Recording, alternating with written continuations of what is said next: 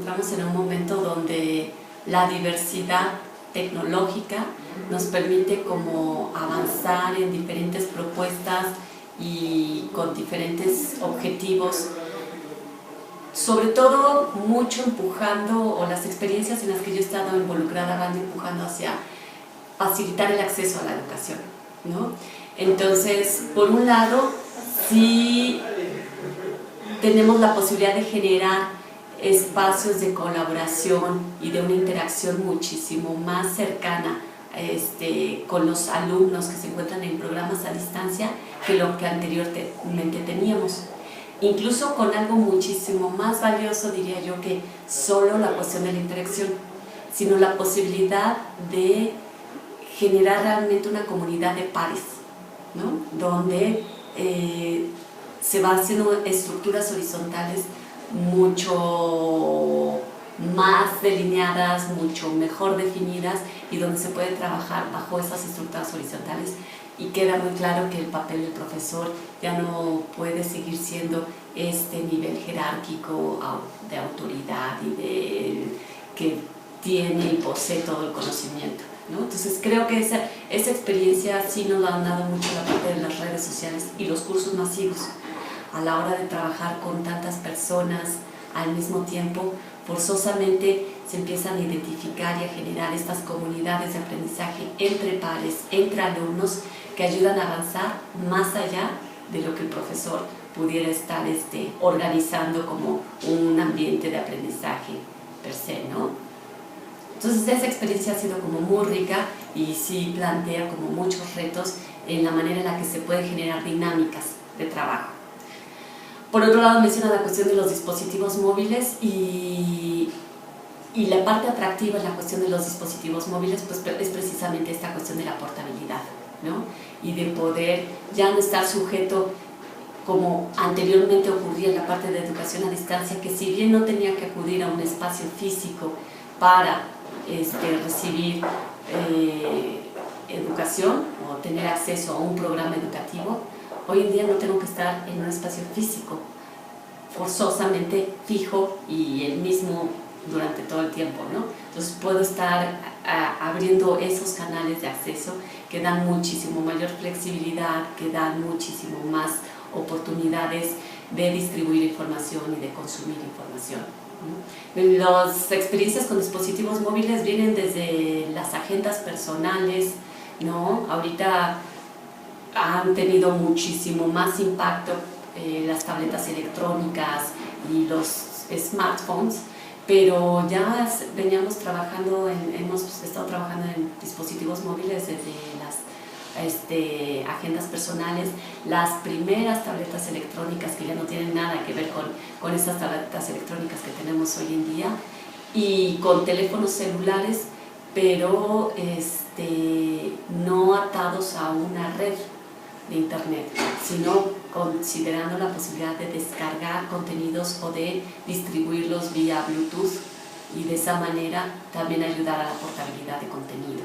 Y eso también abre otro esquema en cuestión de acceso a la educación, ¿no? No necesariamente aquella gente que requería tener el acceso a internet o necesitaba un aparato sofisticado, o la posibilidad de llevar prácticas de campo y capturar información, hacer toda esta parte de recuperación de datos en el mismo espacio exterior, ¿no? Y entonces sí, empezar a tener estas primeras experiencias de lo que es el aula fuera del aula física, ¿no? Y este concepto del aula invertida, donde tu clase se genera en el exterior y puedes hacer muchísimas dinámicas que no necesariamente tengan que estar restringidas a un espacio de 4 paredes.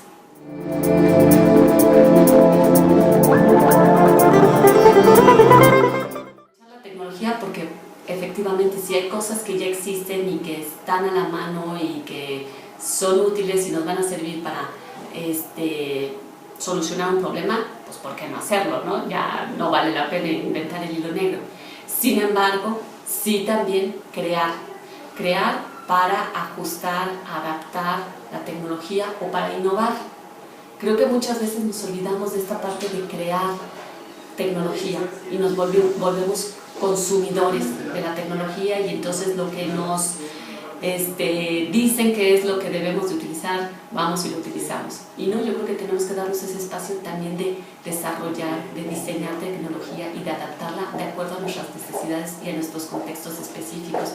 Y de esa manera además vamos a crecer muchísimo más en una cuestión de cultura tecnológica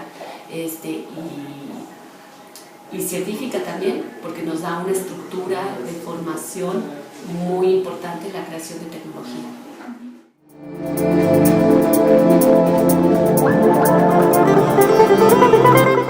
Se deberían de aprovechar las bondades y al mismo tiempo considerar las limitantes que cada tecnología nos ofrece. Desafortunadamente no siempre lo encontramos, ¿no? Entonces no es muy común encontrar material que está diseñado como para un curso presencial, bajo una dinámica de grupo muy conductista, muy lineal, y llevado a un espacio donde se está partiendo de otro principio y de otro contexto, ¿no? Entonces,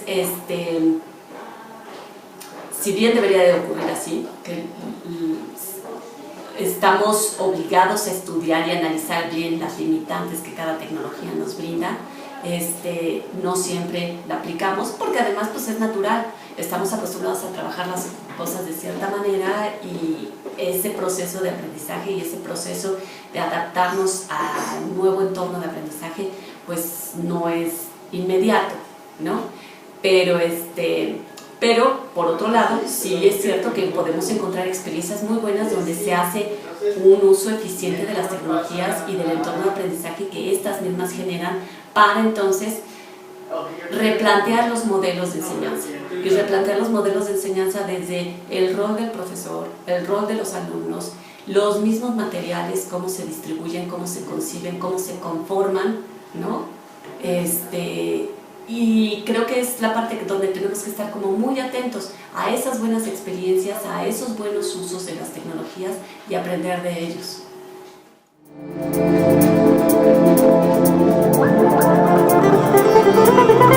¿Qué papel asume ese alumno o qué papel nos gustaría que asumiera ese alumno?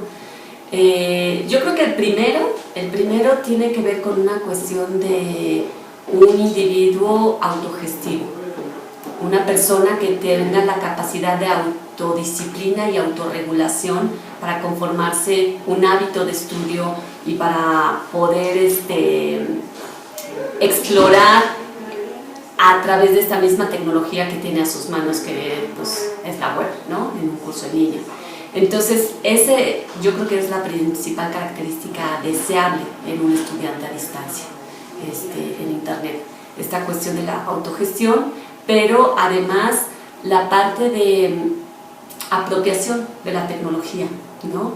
El mundo que nos ofrece Internet es vasto, es muy vasto en información, en ejemplos, en redes sociales, en posibilidades de contactar a personas, a centros de investigación, a prácticamente muchas situaciones que son muy interesantes y enriquecen mucho un proceso de aprendizaje. Entonces, lo que sí esperaríamos de ese alumno es que, teniendo el acceso a la web y al Internet, haga un uso eficiente de esta tecnología en su propio beneficio, y en su propio beneficio en este aspecto académico y profesional. Esa es la segunda parte deseable, ¿no? Que no le vea las limitantes que en determinado momento pudieran existir por un horario o por un canal de comunicación. O sea, ese tipo de cosas son las que tampoco serían pues ni siquiera serían esperadas, ¿no? Que no sería esperado que un alumno que trabaja y ve la flexibilidad de trabajar en la web, de repente se restringiera a ese tipo de aspectos, ¿no? Y un último aspecto adicional es precisamente también la parte creativa. Hoy en día también la web nos proporciona tantas herramientas para poder desarrollar propios proyectos, que también sería deseable que pueda incursionar y explorar en ese uso de herramientas que mejor beneficien su aprovechamiento, ¿no?